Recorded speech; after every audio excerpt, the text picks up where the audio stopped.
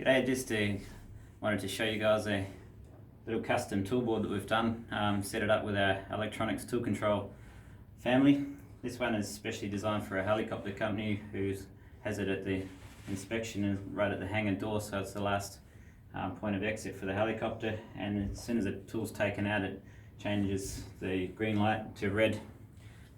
This would normally be in the hangar with a big light, not these ones that we're showing. This is just for demonstration. The point being, as soon as the tool's off the board, the electronics identify that a tool's been taken, the light turns to red, and that's a clear signal that the helicopter can't go. So all of these tools, it's only basic inspection tooling.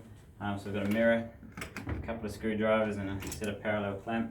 As soon as any single tool comes off, the light's red until it's back, the whole set's back in green and good to go.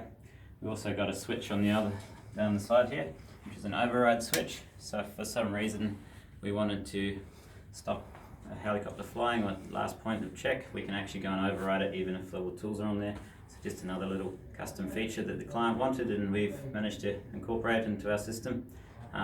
Certainly something we could replicate. If anyone's got any requirements they see where this could fit in with their workplace, please get in touch with us. Thank you very much.